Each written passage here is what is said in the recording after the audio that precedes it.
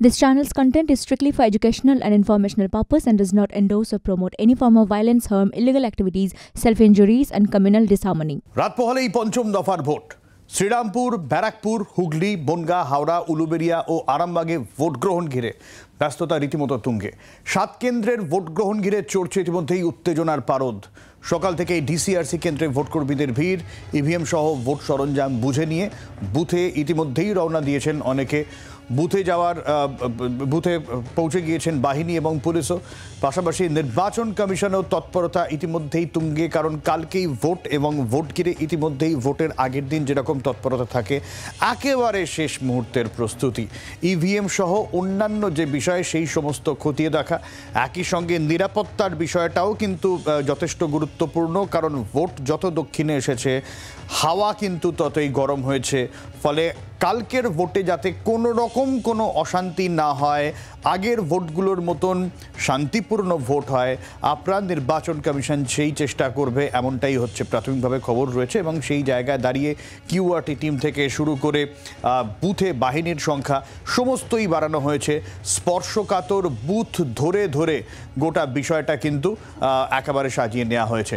আমরা গত বছরের ফলাফল দেখাচ্ছি এবং স্পর্শকাতর বুথের সংখ্যা যেরকম বলছিলাম, বনগাঁয় 1930 সবথেকে বেশি স্পর্শকাতর বুথ চিহ্নিত হয়েছে। এরপর ব্যারাকপুর রয়েছে এবং এরপর রয়েছে হাওড়া, এরপর রয়েছে উলুবেড়িয়া। স্পর্শকাতর বুথ ব্যারাকপুরে সবথেকে বেশি, 1059 স্পর্শকাতর বুথ ব্যারাকপুরে।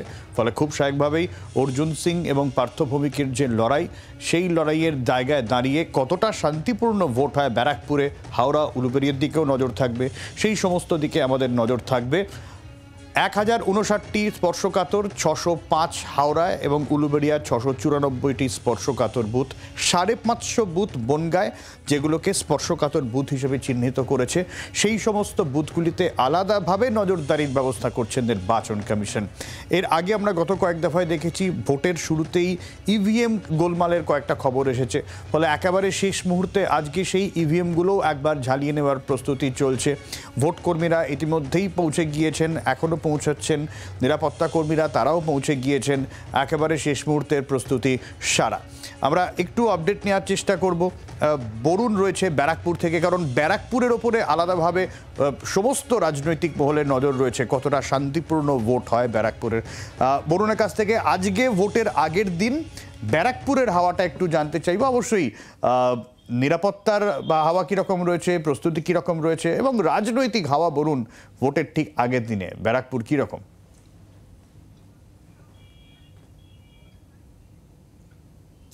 একেবারেই ভোটের ঠিক আগের দিন, আগের মুহূর্ত, সেখানে কিন্তু প্রশাসন কিন্তু একেবারেই তৎপর রয়েছে। তার কারণ হচ্ছে ব্যারাকপুর একটা সেন্সিটিভ জায়গা। প্রত্যেকটা বুথ যেখানে 15,000 বেশি বুথ রয়েছে, সেখানে কিন্তু প্রায় 1000-এর উপরে বুথ কিন্তু অতি স্পর্শকাতর, এমনটাই কিন্তু ইলেকশন কমিশনের তরফ থেকে জানানো হয়েছে। অতএব একদম যাতে যারা সাধারণ মানুষ, যারা ভোটার, তারা যাতে ভোট দিতে আসতে পারে, তার জন্য কিন্তু একেবারেই ব্যস্ত রয়েছেন প্রশাসন। আমরা দেখছি বিভিন্ন জায়গায় টহল চলছে, রুটমার্চ চলছে, এমনকি গাড়ি নিয়ে বিভিন্ন অলিতে গলিতে কিন্তু সেনাবাহিনী যারা এসছেন, তারা কেন্দ্রীয় বাহিনী, তারা কিন্তু ঘুরে বেড়াচ্ছেন এবং বিভিন্ন জায়গায় আমরা কথা বলতেও দেখেছি, আশ্বস্ত করতেও দেখেছি ভোট দিতে যাবেন, এমন কথাও তারা বলছেন, আশ্বস্ত করছেন। এই যে ছবি, এই ছবি কিন্তু আপাতত ক্ষেত্রে যেটুকু বলা যায়, যেমন আমরা দেখেছিলাম ব্যারাকপুর 19-এর ভোট, আমরা কিন্তু সাক্ষী রয়েছি সেই 19-এর ভোটের। একেবারেই ভোটের 3-4 দিন আগে থেকে তুমুল তুলকালাম শুরু হয়ে গেছিল এই ব্যারাকপুরে, কিন্তু আজ পর্যন্ত ভোটের আগের দিন পর্যন্ত এখনো পর্যন্ত শান্তি বিরাজ করছে ব্যারাকপুরে।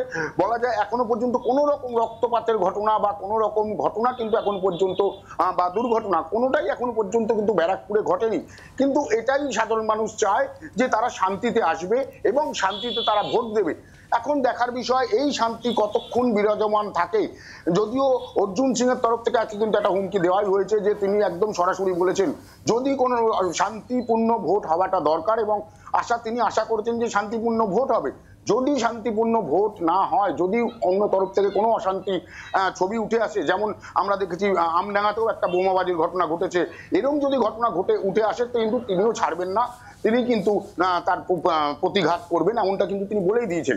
তবুও এখনো পর্যন্ত রাজনৈতিক যে পরিপ্রেক্ষি, সেই পরিপ্রেক্ষিতে এখনো পর্যন্ত ব্যারাকপুর যে ভোট, সেই ভোট কিন্তু এখনো পর্যন্ত কোনো রকম অশান্তি ছাড়াই ভোট হচ্ছে এবং প্রত্যেক দলের কর্মীরাই তারা বা প্রত্যেক দলের যারা প্রতিনিধি তারা প্রত্যেকেই বলছেন যে হয়তো শান্তিতে ভোট মিটবে, কিন্তু এই শান্তি কতক্ষণ বিরাজমান থাকে এটা কিন্তু একেবারেই বলাটা সময় অপেক্ষা, যে থাকে কিনা এটা কিন্তু সারাদিন আমাদের চোখ থাকবে, কালকেও চোখ থাকবে। এবার আসি রাজনৈতিক বিষয়। রাজনৈতিক পরিপ্রেক্ষিতে বিভিন্ন এই ব্যারাকপুরে কিন্তু ত্রিমুখী লড়াই হচ্ছে।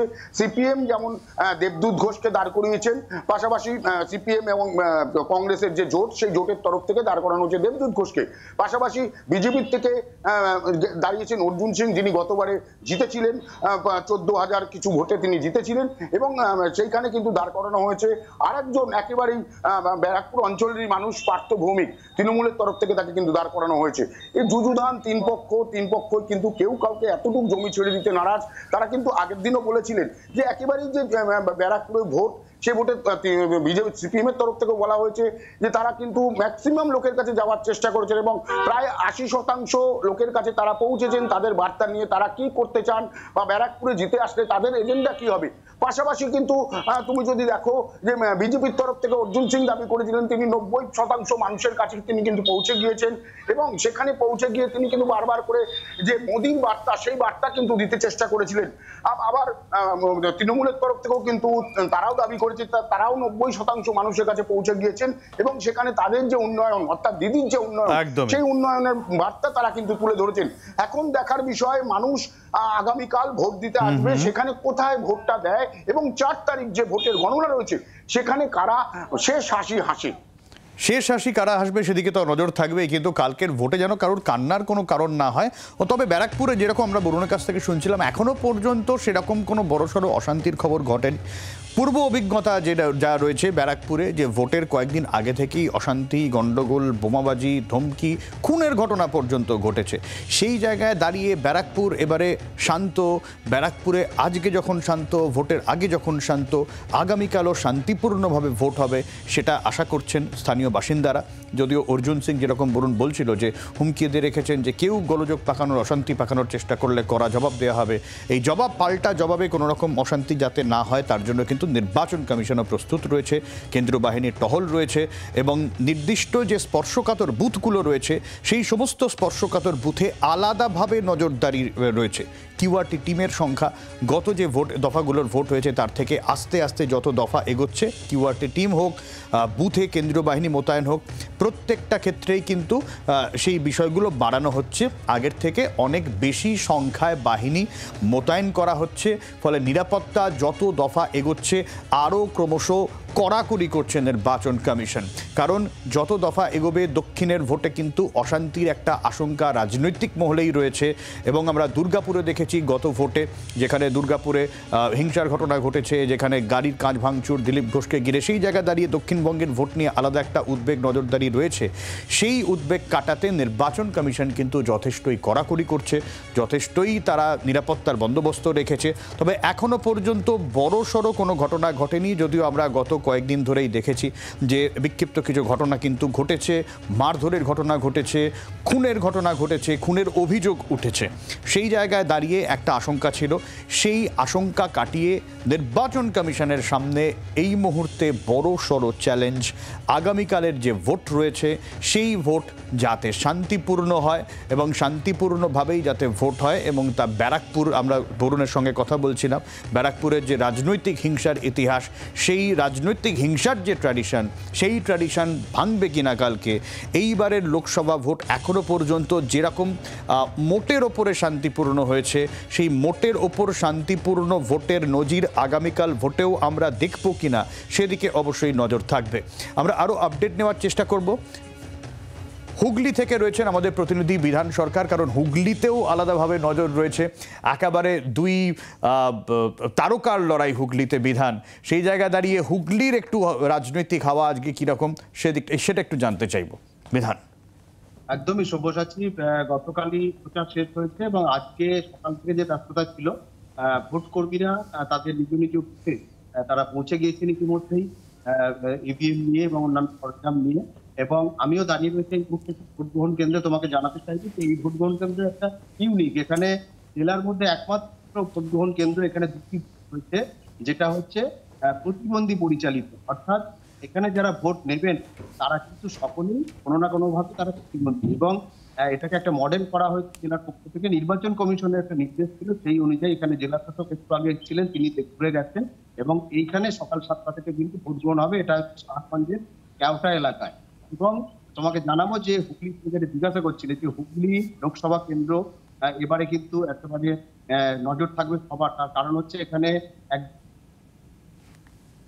সাংসদ লকেট চট্টোপাধ্যায় রয়েছেন বিজেপির পক্ষ থেকে, পাশাপাশি তৃণমূলের তারকা প্রার্থী রয়েছেন রচনা বন্দ্যোপাধ্যায়, এবং সিপিআইএম কংগ্রেস সমর্থিত বাম প্রার্থী তিনি রয়েছেন মনোদীপ ঘোষ। এছাড়াও আরো অনেকে রয়েছে তিনজন প্রার্থী। মোট হুগলিতে 12 জন নমিনেশন করেছেন, তবে নজর থাকবে দুজনের দিকেই, সেটা হচ্ছে লকেট চট্টোপাধ্যায় এবং রচনা বন্দ্যোপাধ্যায়। লকেট চট্টোপাধ্যায় গত 5 বছরে এলাকায় কি কাজ করেছেন করেননি এই সমস্ত নিয়ে যেমন মানুষের দাবি রয়েছে, এবং গত 5 বছরে তিনি কতটা সময় দিতে পেরেছেন এই বিষয়গুলো নিয়ে প্রচারে এসেছে। পাশাপাশি রচনা বন্দ্যোপাধ্যায় তিনি একেবারেই আনসা রাজনীতির ক্ষেত্রে, তবে তিনি পরিচিত মুখ টেলিভিশনের পর্দায়, এবং ইতিমধ্যেই কিন্তু প্রচারে রচনা বন্দ্যোপাধ্যায় কিন্তু যথেষ্ট ছাপ রেখেছেন। কি হয় কাল সেদিকে অবশ্যই নজর থাকবে। বাংলার আওয়াজ, বাঙালির আবেগ, জি 24 ঘন্টা।